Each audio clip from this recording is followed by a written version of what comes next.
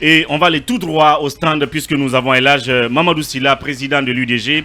Et c'est à son siège justement que le Quatuor a reçu la délégation du Premier ministre accompagné donc des facilitatrices. Monsieur Sylla, bonjour. Bonjour. Bienvenue dans cette émission. Oui, Mohamed Kaba, première question. Alors, monsieur Mamadou Sylla, vous avez reçu hier, vous, le Quatuor, le Premier ministre et les facilitatrices. Mais l'information principale reste les 10 préalables que vous avez posés avant d'aller au dialogue. Qu'est-ce qui a motivé ces 10 préalables? Est-ce qu'on pourrait dire que si ces 10 préalables, entre guillemets, ne sont pas respectés, vous n'irez pas au dialogue? Oui, merci beaucoup, monsieur Kaba Omombo. Bien. Vous savez, si vous vous souvenez bien, à un moment donné, nous-mêmes, Dr Fodous, on intervenait chez vous. À l'époque, on demandait, on disait les 8 commandements, je pense, si vous vous souvenez. Donc, il y a deux, après ça, il y a 2 quand même qui est ajouté, qui est important, parce que nous-mêmes, on n'était pas au contrôle judiciaire après. Hein, vous êtes d'accord avec nous, ça fait 9. Puis, plus maintenant, n'est-ce pas, de FNDC, n'est-ce pas, leur libération. Dissolution. Leur dissolution. Ah, la dissolution du FNDC. Déjà, puis arrêt aussi et tout. Donc voilà, c'est pourquoi la chose. Donc ça évolue. En fait, on pense que vous voulez qu'on diminue ces points-là, et donc, c'est-à-dire, tout le temps, j'entends des commentaires. Bon, voilà, c'est pourquoi on a dit que vraiment, avec tout ça là, ça ne peut pas être vraiment, on ne peut pas être tranquille avec ça. Vous savez, on vous appelle de venir dialoguer à table pendant qu'il y a les gendarmes ou bien la justice à la porte qui vous attend. Bien.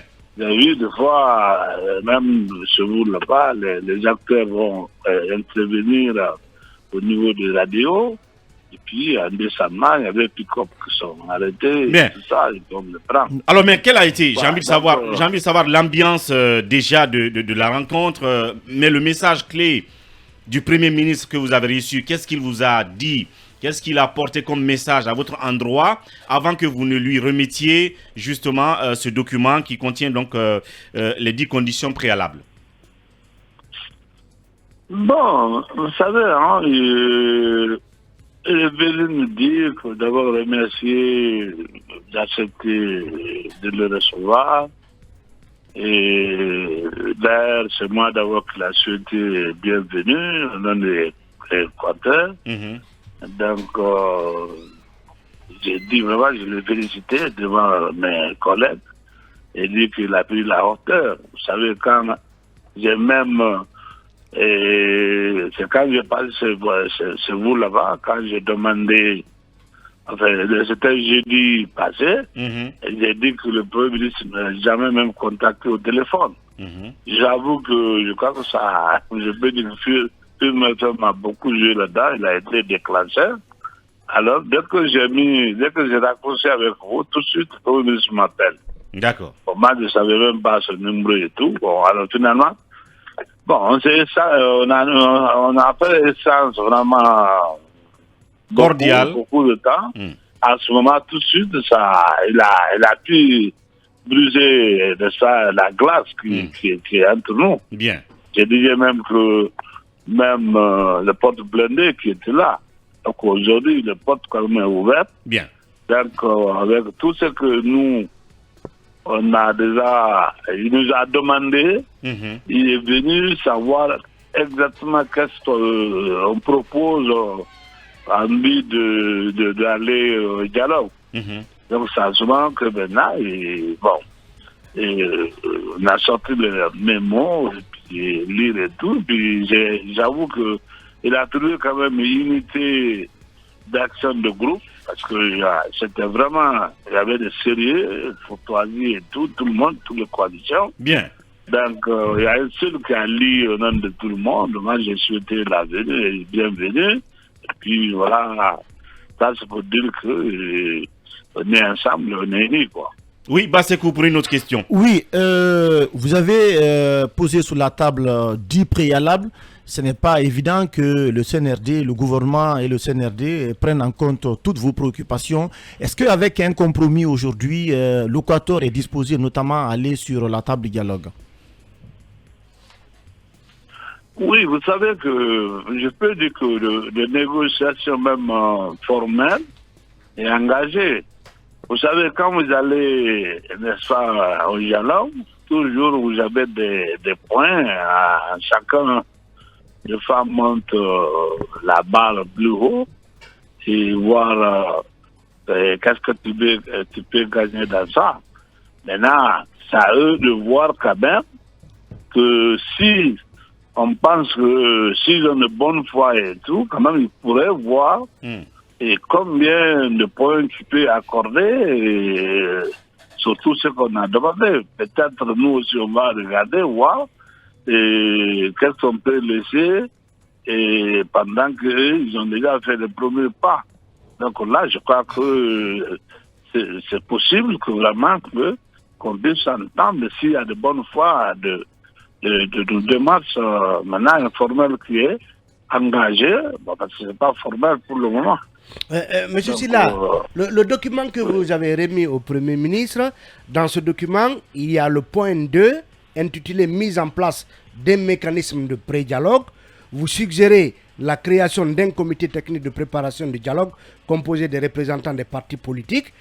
Est-ce que ce pré-dialogue pourrait intervenir avant la satisfaction de vos préalables ou est-ce que finalement vos préalables pourraient être discutés au sein de ce cadre dit de pré-dialogue? Non, monsieur, je crois que les deux points, il y a un premier et un deuxième. C'est que si le premier point préalable qui est avant pré-dialogue, je crois que c'est ça qui est plus important pour nous. Donc, non, dans le document, M. Sylla, dans le document, grand 1, c'est contexte et justification. Grand 2, mise en place d'un mécanisme de pré-dialogue. Grand 3, conditions préalables des partis politiques membres du Quatuor. Donc, si vous dites que ça dépend des dispositions, de la disposition des points, c'est le pré-dialogue qui intervient avant les conditions préalables à toute participation au cadre de dialogue. On a dit que c'est d'abord c'est-à-dire, comment dire, d'abord c'est une revendication qui est avant le pré-dialogue. Vous savez, le pré-dialogue, déjà, vous êtes là-dedans directement. Mais si on recommande ce qu'on a demandé avant que même pré-dialogue soit établi, donc en ce moment, il faut d'abord voir d'abord qu'est-ce qu'il veut réellement sur les 10 points-là. Bien. Il y a beaucoup de choses qui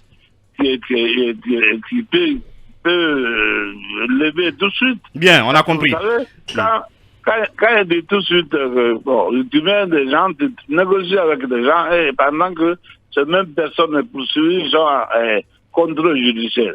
Ils n'ont pas détourné, ils n'ont rien fait. Simplement accusé, dit qu'ils ont soutenu une manifestation. La manifestation. Ça, déjà, ça peut... Il n'y a pas de sens, parce que sinon, si on dit demain, ou la justice aussi est derrière nous, après on va dire non, politique et justice, c'est pas la même chose. Bon, il y a des grands dossiers peut-être, justice, quand c'est avéré, il n'y a pas de problème. Bien. Mais si, c'est pas avéré, les petits trucs comme ça, là, qu'on peut vraiment annuler, si ça fait partie, il y a des choses qui peuvent quand même essayer d'annuler au soir. Monsieur, alors oui, peut-être deux dernières questions. Oui, monsieur Sylla, moi je pose cette question par rapport notamment à ce préalable lié à l'arrêt des poursuites judiciaires contre les leaders, parce que ce document intervient, en fait, vous remettez ce document au Premier ministre au moment où la justice, le tribunal, le parquet de la cour d'appel de Conakry instruit le tribunal de première instance de Kaloum d'engager sans délai des poursuites judiciaires contre Alpha Condé et 187 notamment de ses collaborateurs pour des infractions que vous connaissez déjà. Vous-même, vous êtes placé sous contrôle judiciaire. Est-ce que vous pensez sincèrement que ce point sera pris en compte, puisque la justice, quand même, ne va pas s'arrêter en tenant compte de la volonté du CNRD à faire la lumière sur les détournements de fonds qui ont eu lieu dans ce pays? Monsieur, la justice même, c'est la paix. Quand il y a la paix, il faut chercher tout ce qui peut faire la paix, qui peut, n'est-ce pas, qui peut faire la paix dans le pays, tout est possible. Moi, si je réussis à l'expérience que j'ai eue, n'est-ce pas, de pouvoir, je suis resté à côté d'un président pendant 20 ans au moins. Je sais comment ça se passe. Même à côté d'Alpha, quand j'étais bien avec lui, mais moi, j'ai fait libérer à cause de la paix. Quand il y a eu 11 morts à côté de, n'est-ce pas, entre deux, donc à premier, n'est-ce pas, tuerie, 11 morts à la fois, je ne sais pas c'est quelle année, mais tout était barricadé. Vous étiez là au niveau de Donka jusqu'à où. Donc quand je suis venu voir le président, j'ai dit, les gens qui sont, il faut que moi je négocie, je vais aller voir chez nous pour que ça marche. On ne peut pas rester comme ça, il faut que débloquer la chose. Il m'a dit, ok, allez, je suis parti, j'ai dit, c'est nous, qu'est-ce qu'il faut, comme les gens sont morts déjà, qu'est-ce qu'il faut pour vraiment débloquer tout ça? Il m'a dit que les gens sont en prison, tous ces gens sont en prison dans ce cadre. Donc, mais j'avoue que c'est à 19h, le télé guinéen, le président a ordonné de sortir les gens, maison centrale ici. Bien. Si vous étiez là encore, demandez. Donc, vous avez tout ce que, on peut faire tout pour faire la paix. La paix, mais bien. quand on vous dit que vous divisez seulement entre politique et puis les choses, pendant qu'on est dans le même gouvernement, mais il faut chercher la paix d'abord. Maintenant, Alors, quand la paix règne, en ce moment, on peut penser dans beaucoup de choses après. Alors, Mais pour le moment, là, pendant qu'on est en train de arranger, et puis les gens encore sont poursuivis, plus de presque 200 personnes. bien. Bon.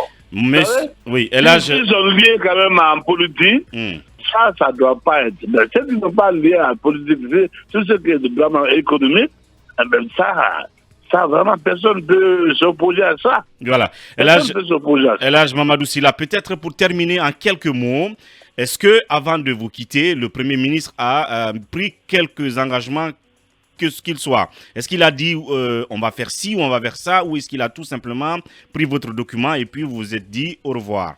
Qu'est-ce qu'il a dû dire pour terminer? Non, il n'a pas pris promesse. D'accord. Et nous-mêmes, on sait qu'il venait et pour que, d'abord, comme je dis, ouvrir la porte qui était complètement fermée. Bien. Donc ça, déjà, c'est important. Et puis, il nous a dit ce qu'il veut.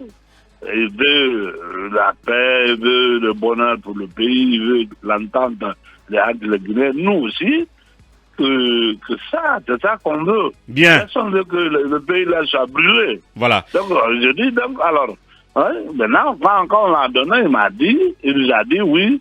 Maintenant, j'ai eu votre document. On va aller lire et on revient très vite. Voilà. On va les lire, on vous revient très vite. Très tôt. Voilà, c'est ce qu'on peut retenir d'essentiel. Elhadj Mamadou Sylla, merci pour votre disponibilité matinale. Très bonne journée. Merci beaucoup. Merci, au revoir.